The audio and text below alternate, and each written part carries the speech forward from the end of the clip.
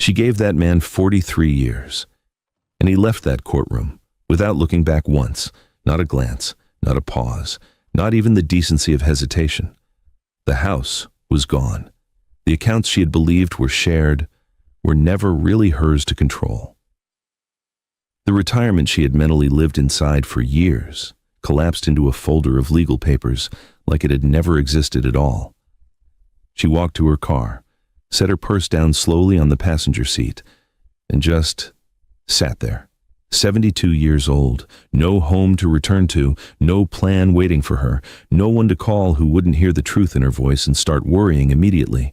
Just the sound of her own breathing and the particular kind of stillness that comes when a person finally understands they trusted the wrong structure for far too long.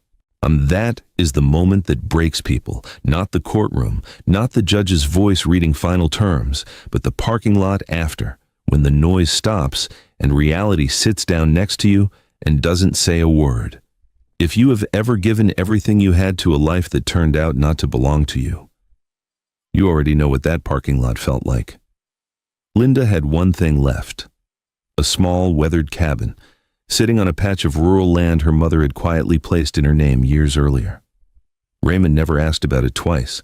He did not think it was worth his attention. That was his mistake. Because less than a month after Linda stepped through that cabin door, with nothing but a suitcase and a box of old papers she almost left unopened, she found the first proof that the one thing Raymond overlooked was the one thing he had never understood. Before we go any further, if this story found you today for the very first time, that means you almost missed it entirely. Hit subscribe now, so the next story finds you before you scroll past it. Because what Linda is about to walk into, nobody warned her about either. Some people hold a family together so quietly that nobody notices until everything starts falling apart. Linda Whitaker was that kind of woman, not in a way that ever drew attention to itself, just the steady, essential, almost invisible kind that families learn to depend on completely without ever thinking to name it. She worked through all of it.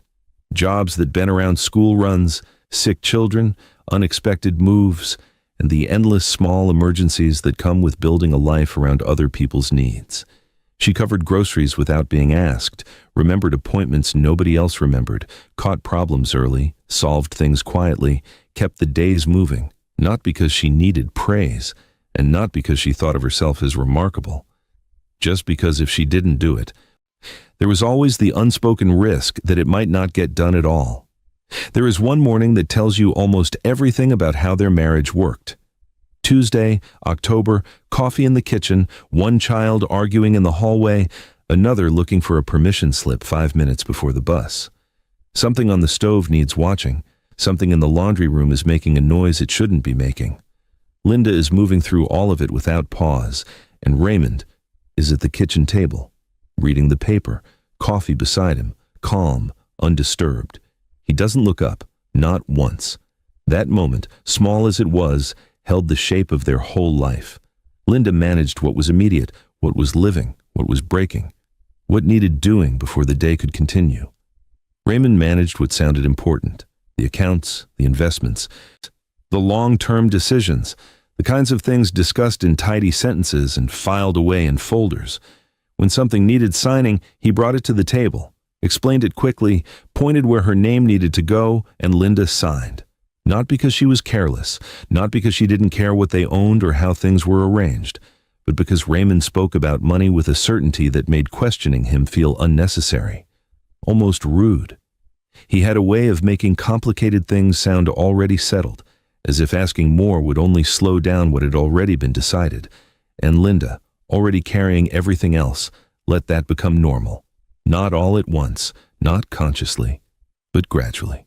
Year by year, form by form, conversation by conversation, that was the real danger of it. Nothing in their marriage ever looked dramatic while it was happening. It looked functional. It looked organized. It looked like division of labor. One person handled the day in front of them. The other handled the future. It was only much later, when lawyers became involved, when old paperwork resurfaced, when ordinary signatures started carrying meanings she had never fully understood, that Linda began to see how much of her life had been built inside structures she had never really been invited to examine. By then, the divorce was already moving, not quickly enough to feel merciful, not slowly enough to let her catch up. It took months, months of meetings, months of legal language, months of documents passed across tables by people who spoke in flat, efficient tones, while Linda sat there trying to understand how a life she had given everything to had become something to be divided. She stretched herself to afford lawyers. She asked for explanations twice when once should have been enough. She kept her back straight in rooms that made her feel smaller by the hour. Nobody saw her fall apart. She made absolutely sure of that. But the nights were different. Alone in the small rented room where she was staying during the proceedings, she would sit on the edge of the bed, shoes still on sometimes, and feel the slow, suffocating understanding settling over her piece by piece. Being present in a life is not the same thing as being protected by it. She had been present for 43 years, and now, at 72, presence was proving to be a very poor form of security. The hardest part was not even the fear. It was the humiliation of realizing how long she had mistaken trust for safety. And still, even then, some part of her kept hoping the process would stop short of total ruin. That somewhere inside all the paperwork and legal language, there would be a line she had misunderstood, a number that could still change, a limit to how much of a life could be stripped away in one room by people calling it procedure. She was wrong, because by the time Linda understood what kind of marriage she had actually been living inside, the decisions had already been made, the structures were already in place, and the final court date was already waiting for her. The courtroom wasn't dramatic. That is the first thing people get wrong when they imagine how a marriage ends legally. No music, no devastating final exchange, just a judge's voice reading terms, in the same flat tone he probably used for every other case that morning. Linda sat straight in her chair, hands folded on the table, listening to her life being sorted into categories, assets, liabilities, distribution, 43 years, reduced to a vocabulary she had spent months learning and still didn't fully trust. Raymond sat at the other table, 11 feet away. She counted once, then stopped looking at him, because his expression was the most painful thing in that room. He wasn't angry. He wasn't grieving. He was composed. The particular kind of composed that only comes when a person has already made their peace with an outcome long before anyone else knew the outcome was coming. That composure told her everything. This had not been a sudden decision. This had been a timeline, one she had never been shown. The gavel came down, and just like that, it was over. She picked up the folder, walked out past the wooden benches, past the heavy doors, into the pale gray light of an ordinary Tuesday morning, where the world was going about its business, completely indifferent to what had just happened inside that room. She found her car, got in, set the folder on the passenger seat, and opened it. Right there in the parking lot, she flipped through slowly. Settlement terms, property transfers, account distributions. Then she stopped. Page 11. The family home had been refinanced 3 times in 9 years. 3 times. Each one drawing equity from the property. Each one signed by both of them. Linda remembered signing exactly one. In 2019, at the kitchen table, between making dinner and helping with homework. She did not remember 2021. She did not remember 2023 at all. She turned to page 14, both signatures present, on every document, including the 2 she had no memory of signing. Her hand tightened on the folder. This was no longer the story of a marriage that had fallen apart. This was something constructed, built deliberately. Over years she had spent trusting completely. She closed the folder, started the car, and drove, not back to the motel, just drove until the sky went dark. Then she pulled over and made one decision, small, entirely her own. She was going to find out exactly what her mother had known, because somebody in her life had seen this coming and had done something deliberate about it. The cabin had never appeared anywhere in that folder, not page 11, not page 14, not once. Raymond had never considered it worth disclosing. But sitting on the side of that road, as the last light disappeared, Linda was beginning to understand that her mother had never done anything without a reason. And whatever that reason was, it had been quietly building on that land, while everyone who should have been paying attention was looking somewhere else entirely. The first place Linda stayed after court was not a home. It was a motel off a frontage road with a faded sign, a humming ice machine, and curtains that never quite closed all the way.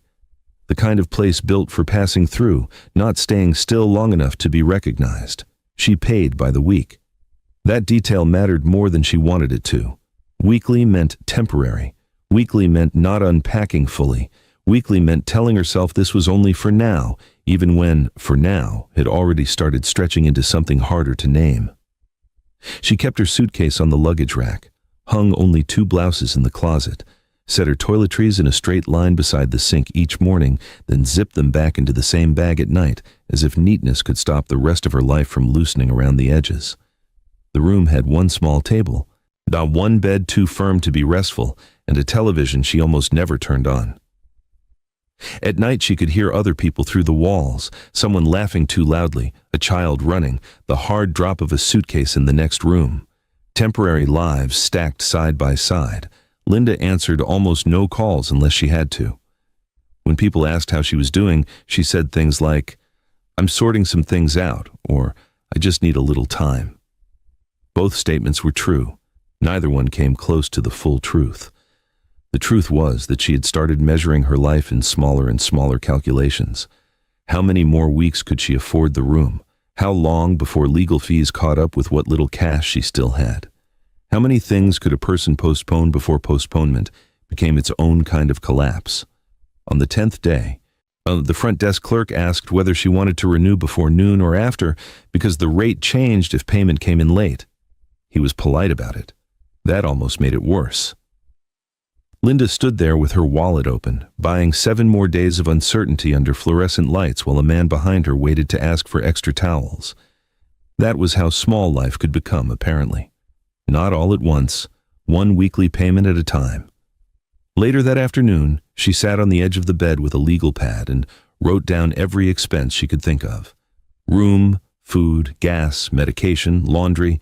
The numbers did not look dramatic on paper. That was the danger. Nothing about them screamed disaster. They simply kept continuing.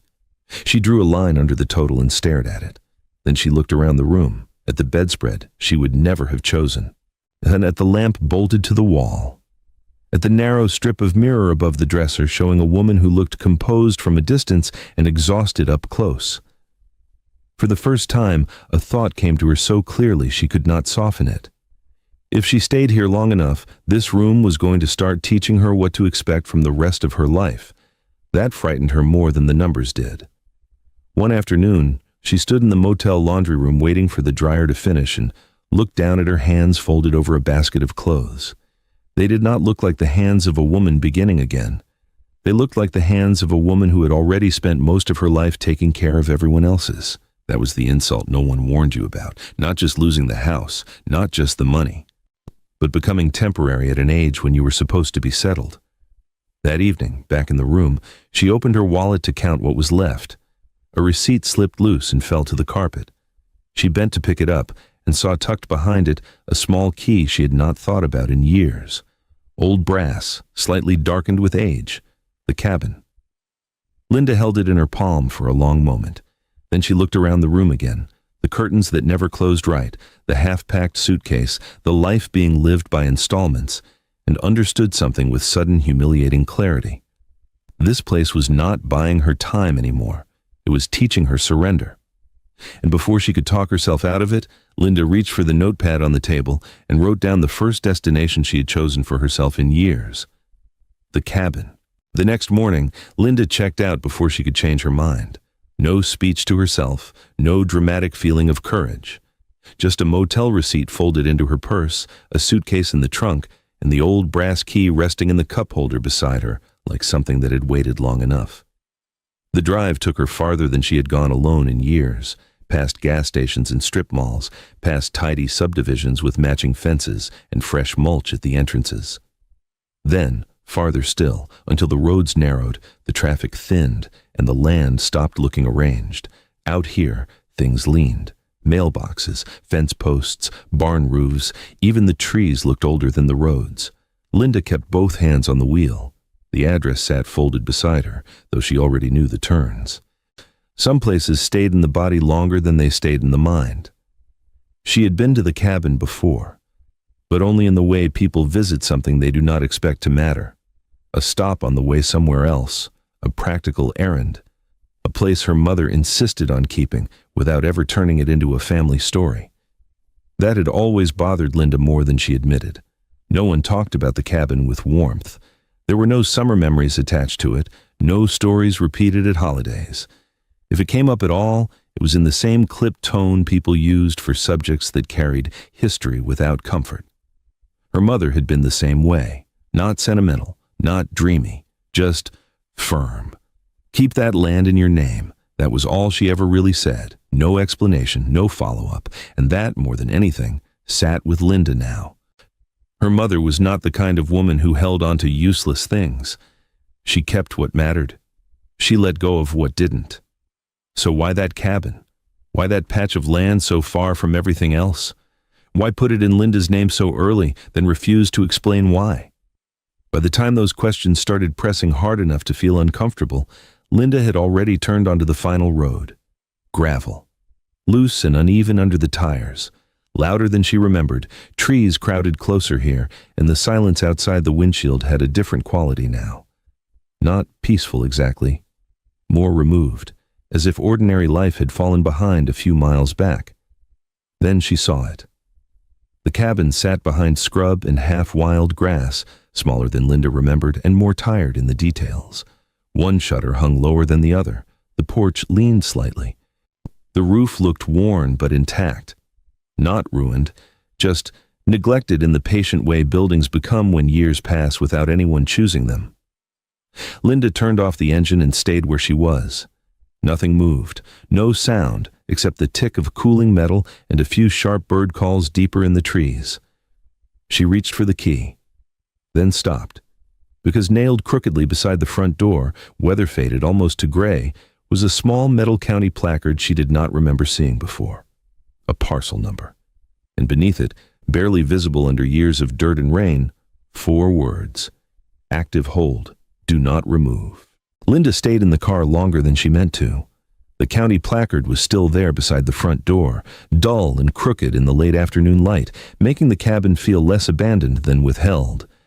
She read the words again as if a second look might make them less strange. It didn't. For one uneasy moment, she considered getting back on the road. Not because she was afraid of hard living. She knew hard living. But there was something about that sign, its age, its officialness, the fact that her mother had never mentioned it, that made the place feel like it belonged to a story Linda had not been told all the way through. Still, there was nowhere else to go. She took the key, climbed the porch carefully, and slid it into the lock. It stuck halfway. She pulled it out, wiped it once against her blouse, and tried again with more pressure. This time the mechanism gave with a heavy, reluctant turn, followed by the sound of wood dragging against wood as the door opened inward. The smell met her first.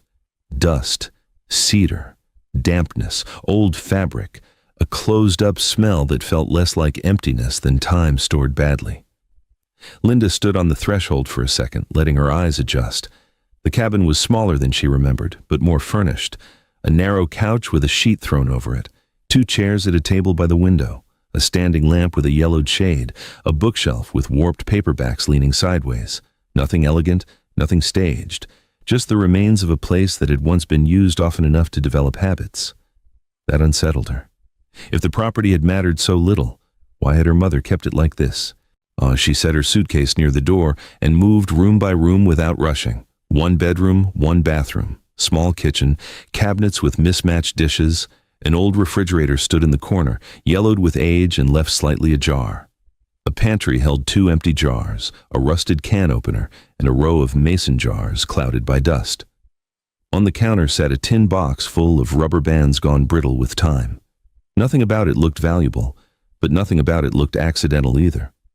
By the time the light outside had thinned, Linda had opened the windows that still worked and found the breaker box near the kitchen door. 2 stiff switches later, 1 lamp in the front room gave off a weak yellow glow. At the sink, the cold tap coughed air and rusty water before a thin stream finally steadied. That was enough. One lamp, running water, one night. She ate crackers from her bag standing at the sink, chose the bed over the couch, sat down without taking off her shoes. The practical decisions came easier than the larger ones. They usually did.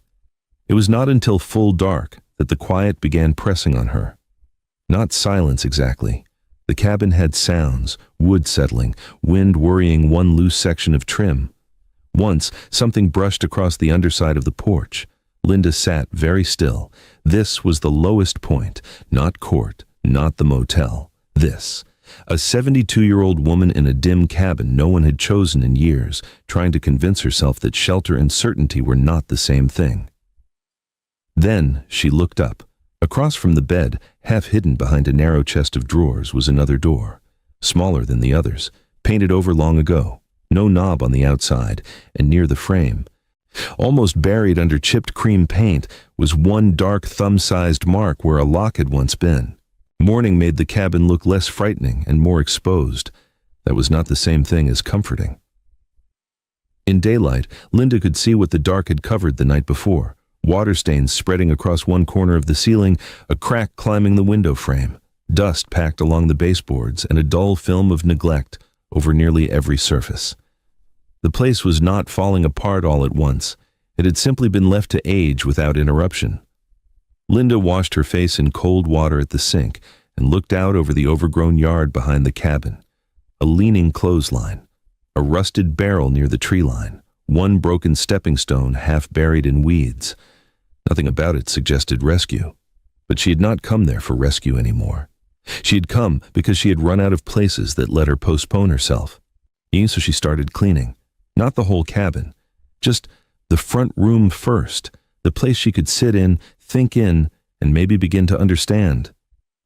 She folded the sheet off the couch, opened the windows wider, and carried out a paper sack of dry leaves, old receipts and brittle magazines, faded almost white at the folds. Under the front table, she found the first box. It was an ordinary cardboard file box, soft at the corners and bowed slightly from years of damp air. The lid had sagged in the middle. Linda carried it to the table and brushed the dust away with the side of her hand. No label. That bothered her more than a label would have. She lifted the lid carefully. Inside were papers stacked in no order she could immediately understand. Long envelopes, folded notices, carbon copies. Tax receipts held together with a rubber band that snapped the moment she touched it. A county map with one section marked in red pencil. An old deed copy. A utility notice addressed to her mother's full legal name, typed in the stiff formal style older records used when they wanted no room for confusion. Linda sat down. This was no longer just a cabin with stale air and stubborn locks. Someone had meant to keep track of something here. She began sorting the papers into small piles: county, taxes, utility, handwritten notes, unopened envelopes. By the time she reached the bottom of the box, one pattern had started appearing often enough to feel deliberate. Owner inquiry, returned payment, affidavit required, suspended funds. Linda read the phrases twice, then once more. They clearly meant something. But the meaning itself stayed just out of reach. She opened one of the older envelopes and found a check stub with no check attached. Another held a typed letter from a company she did not recognize, explaining that payment could not be released until ownership was confirmed. A third mentioned parcel activity, then disappeared into a torn section where water damage had eaten through the page.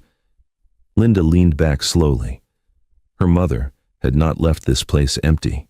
She had left it unfinished. And for the first time since arriving, Linda felt something stronger than fear. Attention. Because whatever had been trying to reach this address for years had not stopped. She looked down at the county map again. Near the lower edge, beside the same parcel number posted outside, someone had written one short note in pencil. Do not sign anything alone. Linda did not open the second box right away.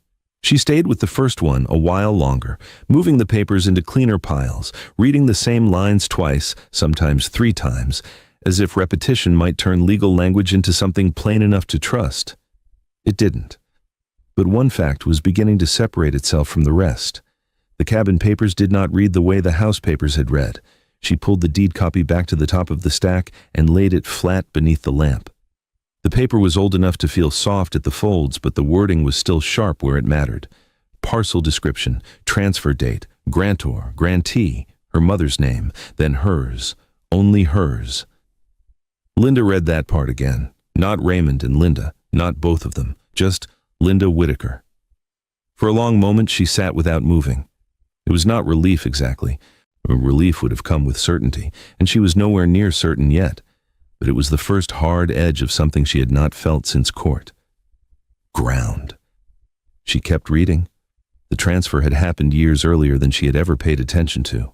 Earlier than the children were grown, earlier than some of the financial decisions that now looked different in hindsight.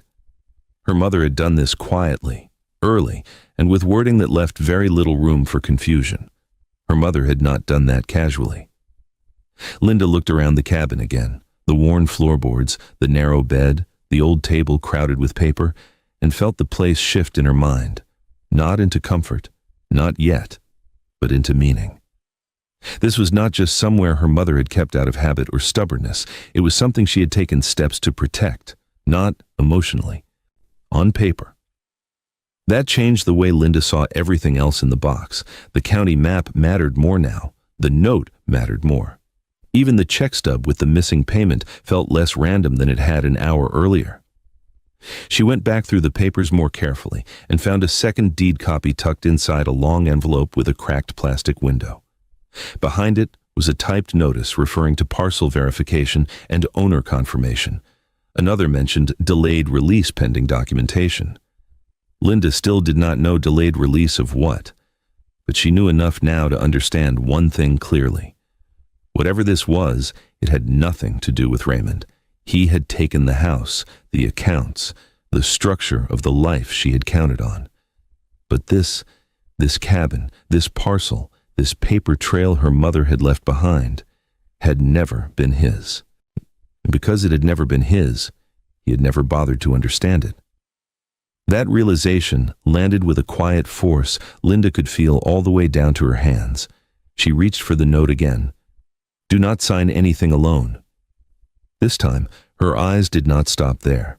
At the bottom corner, almost too faint to catch unless the paper tilted toward the lamp, was one more line in the same pencil. Mercer County first. By noon, Linda had turned the front table into a system. Deed copies on the left, county papers in one stack, letters from unfamiliar companies in another, handwritten notes by themselves. She had found an old legal pad in a kitchen drawer and started copying down the phrases that kept repeating, leaving space beneath each one as if neatness might make them easier to understand. It helped only a little. Owner inquiry. Suspended funds, parcel verification, affidavit required. They sounded official, important, possibly valuable. They also sounded like the kind of words that could cost a person time and money if misunderstood. Linda looked again at the penciled line. Mercer County first. That, at least, was plain enough. She stepped halfway into the yard to get enough signal. Ear then searched for the county office number on her phone with the parcel papers spread across the table behind her. By the time she called, she had the note, the deed copy, and the parcel number written in large, careful digits on the legal pad. She still felt unprepared. The woman who answered transferred her once, then a second time. By the third voice, Linda was explaining the same story in smaller and smaller pieces. Old family property, a cabin on rural land, documents found inside, possible notices tied to the parcel. The man who finally came on the line was not rude, just brisk in the way people get when they spend all day speaking a language they assume other people already know. He asked for the parcel number, then a deed date, then an owner identification number Linda could not find anywhere in the box. But she checked the wrong line once, had to start over, felt the heat rise in her face anyway, though no one could see her. Then he asked whether she had probate paperwork connected to the prior owner. Linda looked down at the deed copy. No, she said carefully. I just have what was left here. The man paused only long enough to confirm what office she would need.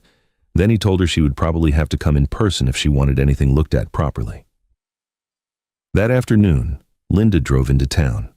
Not because she thought walking into a county office would somehow make the answers easier, but because sitting in the cabin feeling confused was starting to feel too much like surrender, and she had already had enough of that. The county building was smaller than she expected. Brick, flag out front, bulletin board near the entrance. Inside, the air smelled faintly of paper, dust, and old air conditioning. She waited in a plastic chair beneath a wall clock that ran a few minutes fast and watched people step up to the counter, speaking in the dry, practiced language of taxes, boundaries, filings, and records. When her turn came, Linda placed the deed copy, the note, and the parcel number on the counter in the neatest arrangement she could manage. The woman behind the glass read through them carefully. Then she paused.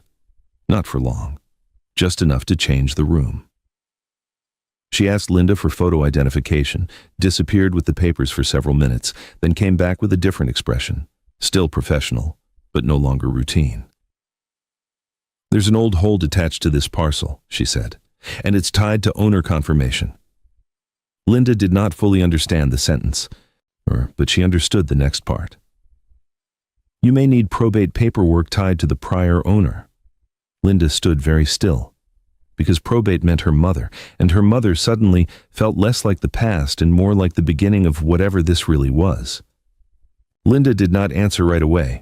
She stood at the county counter with one hand still resting on the deed copy, hearing the clerk's last sentence settle into the space between them.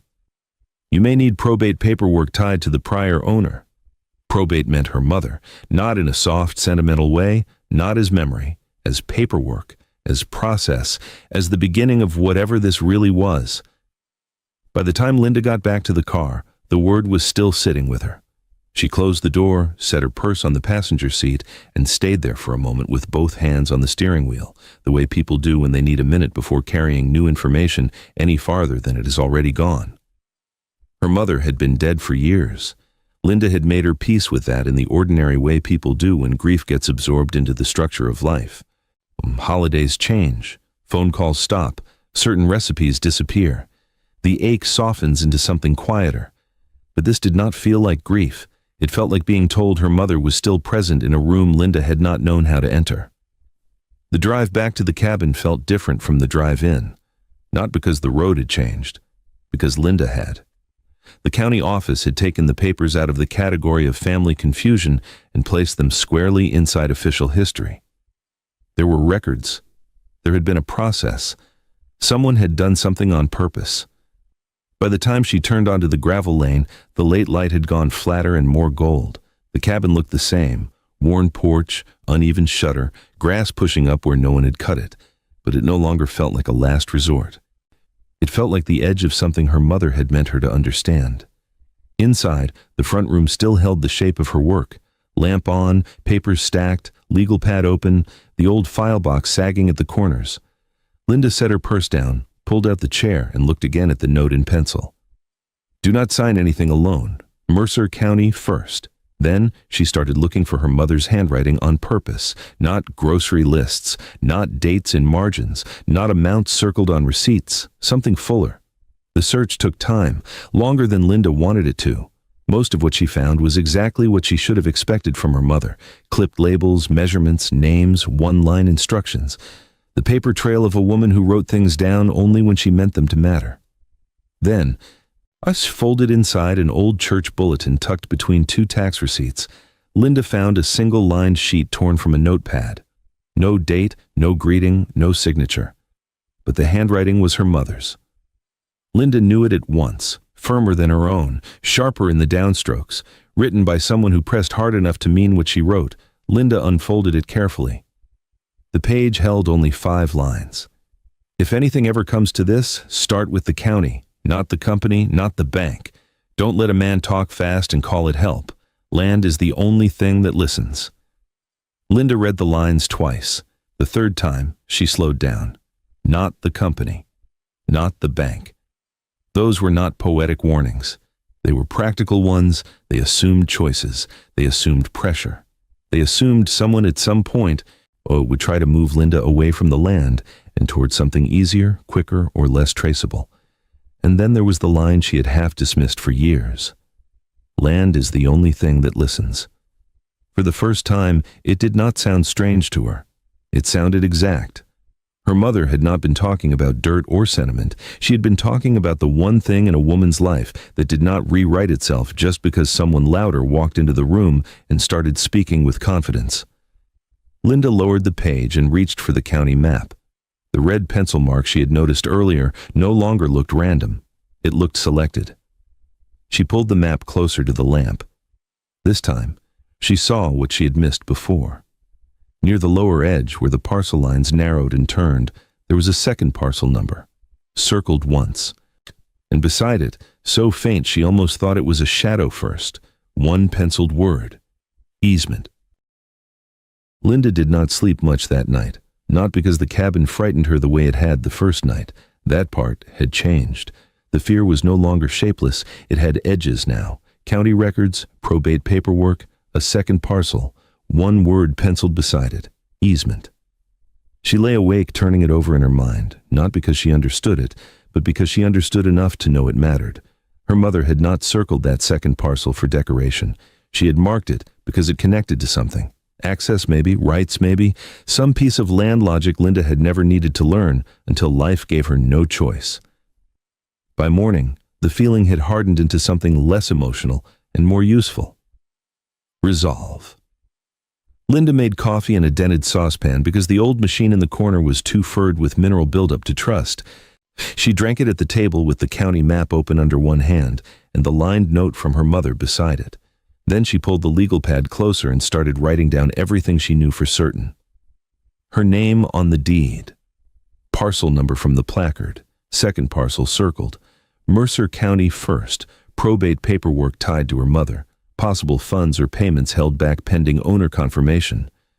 It was not much, but it was more than confusion. For the first time since the divorce, Linda was no longer reacting to whatever someone else put in front of her. She was building her own version of events from the ground up, one fact at a time. She spent the morning turning the front room into something closer to a records table than a place to sit. She cleared one chair entirely for documents, moved the lamp closer, sorted the papers again, this time by type and then by year. Older tax receipts on one side, county notices on another, letters from companies in a separate stack, handwritten notes by themselves. Anything with her mother's full legal name went into its own pile. That was when she noticed it. Not every document used the same name. Most said Eleanor Mercer Whitaker. Some said Eleanor M. Mercer. A few older ones, especially the ones tied to the second parcel, used Eleanor Mercer Hale. Linda stared at the last name longer than she should have needed to. Hale was not her father's name, which meant one of two things. Either the records were tied to some earlier legal identity Linda had never asked about, or her mother had once owned that land under circumstances nobody had ever bothered to explain to the family. Neither possibility felt small. Linda wrote the name down carefully on the legal pad and underlined it once. Then she went back through the pile and found it again. A survey copy, a tax assessment, one torn envelope postmarked decades earlier, same surname, same parcel reference near the lower edge. By noon, the room looked less like a place where a lost woman had opened old boxes and more like the beginning of a case file. That changed Linda too. Not outwardly.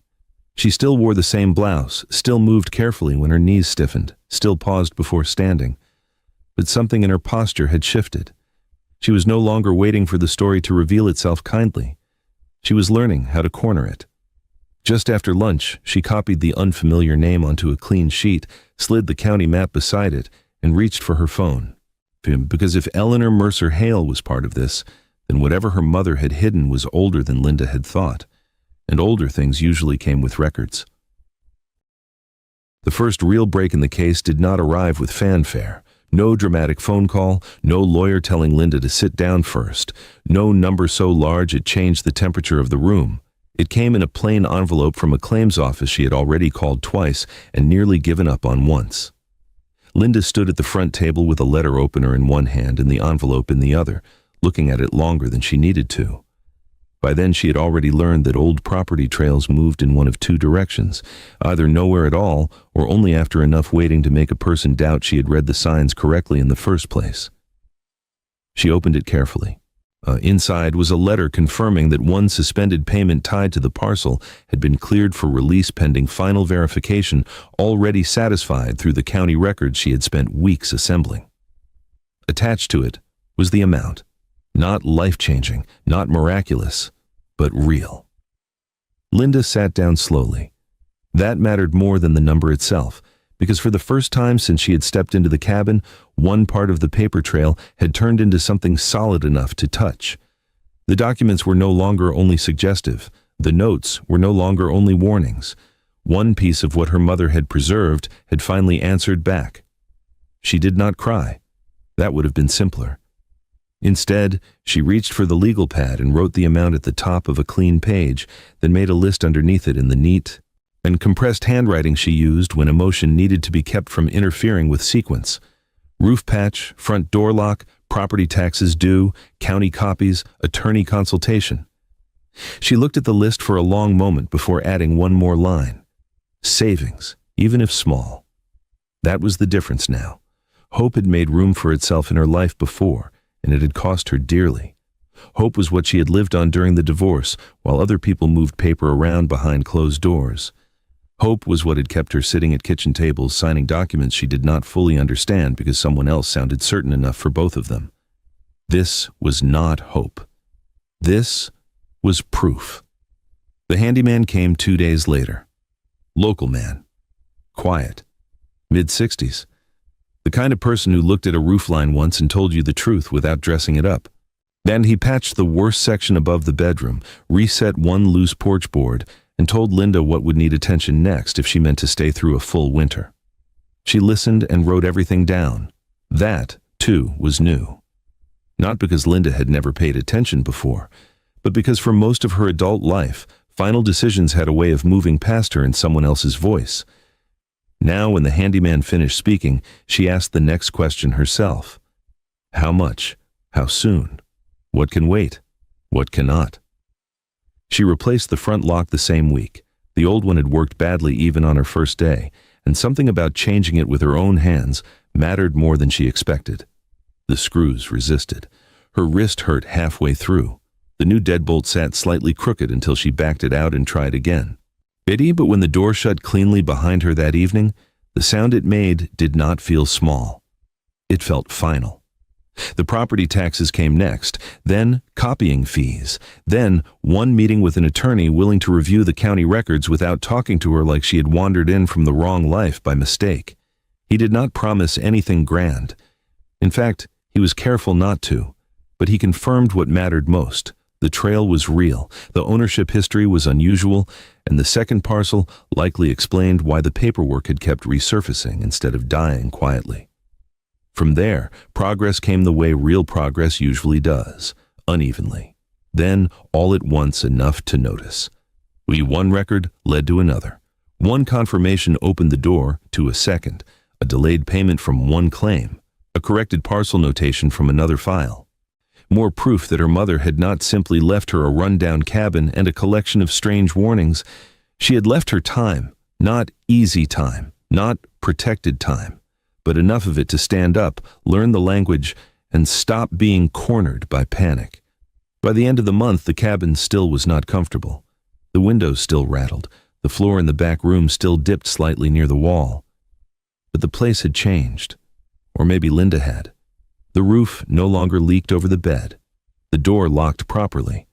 The taxes were current. The papers on the table were no longer the mess of a woman drowning in someone else's past. They were the working file of a woman building a future with both hands. And yet the money, helpful as it was, no longer felt like the center of the story. Because each time Linda looked at the note in her mother's hand, or the deed with her name standing alone where it mattered, the same thought returned with more force than before. Maybe the real inheritance was never the payment. Maybe it was the fact that, years before Linda ever understood the danger she was living in, her mother had seen enough to leave one part of the world where her daughter could still stand without asking permission. That thought stayed with her late into the evening. So did another one. If Raymond had truly understood what this land was tied to, if he'd ever bothered to look past the weathered porch, the fading paint, and the smallness of the cabin itself, he would never have dismissed it so easily. Which meant the next truth waiting in the papers was no longer just about her mother. It was about him. The changes did not arrive all at once. That was part of what made them real. No single morning announced that Linda Whitaker's life had turned, no dramatic knock at the door, no impossible deposit that erased every mistake, every humiliation, every year she had spent trusting the wrong person for the wrong reasons. What came instead was steadier than that. The roof no longer leaked over the bed when it rained, the front door locked cleanly, the taxes were current, the lamp on the front table still gave off weak light, but now it shone over order instead of panic. The cabin was not transformed into something grand, it was transformed into something usable. And at 72, usable had started to mean more to Linda than impressive ever had. She learned the rhythm of the place the way people learn anything they stop resisting long enough to understand. Which floorboard complained in the early morning? Which window stuck after damp weather? How much wood she needed stacked before the air turned colder at night, where the sun fell longest in the front room? Which drawers held papers worth keeping, and which ones held only the dead weight of old neglect? That was one kind of change. The deeper kind happened in quieter moments. At the county office, Linda no longer arrived flustered and apologetic. She arrived with a folder, a legal pad, and questions written in the order she wanted them answered. When someone used a phrase too quickly, she asked them to repeat it. When a clerk referenced a document she had not seen, she asked for the exact name of it. When she was told something over the phone, she wrote down who said it and what time they said it. And when papers were placed in front of her, she read them, all the way through. Not because she expected every line to hide a trap, but because she finally understood what it cost to live, as though understanding belonged to somebody else. That changed her more than the money ever could. Yes, the payments tied to the land mattered. The released claim had bought her room to breathe. The later confirmations, the corrected records, the old parcel trail finally brought under her control, those things mattered too. They gave her stability. They gave her time. They gave her a future that no longer looked like a slow slide into fear. But the money was not the deepest part of the rescue. The deepest part was this. Years before Linda knew how exposed her life really was, her mother had seen enough to leave one thing untouched by anyone else's certainty. One place, one line of ownership, one piece of the world that answered to Linda's name and no one else's. Her mother had not saved her from pain. She had saved her from total erasure. And once Linda understood that, she began to understand something else too. Raymond's mistake had never been that he forgot the cabin existed. It was worse than that. He looked at it and saw nothing worth knowing. That was how he had moved through most of life. He respected what looked polished, what sounded expensive, what already carried status. He trusted surfaces, titles, confidence, and the kind of value people could point at in a room and immediately agree upon. The little cabin had none of that. It was weathered, remote, unimpressive, quiet, and because it was quiet, he dismissed it. Just as he had dismissed Linda's mother, just as he had dismissed anything that did not pass through his hands first. In the end, what he overlooked was not a hidden fortune. It was something far more dangerous to a man like him, a woman with the ground under her feet. By the time the season shifted and the evening started cooling earlier, the cabin no longer felt like the place Linda had gone because she had nowhere else to go. It felt like a place she had entered frightened and then slowly, carefully made honest. The front room had become her room, the table had become her table, the papers had become her knowledge, the decisions had become hers, even the silence had changed. It was no longer the silence of being stranded, it was the silence of not being interrupted. And that, more than any payment, more than any corrected record, more than any county file finally brought into the light, was what let Linda breathe differently in the end. She had not gotten every year back. She had not recovered every dollar. She had not undone the humiliation of learning so late what had been done so early, but she had something more believable than revenge and more lasting than luck. Security, dignity, clarity. A home that was truly hers. And for the first time in a very long time, Linda Whitaker was not standing inside somebody else's version of her life. She was standing inside her own. If Linda's story stayed with you, take a second to like the video and subscribe to the channel.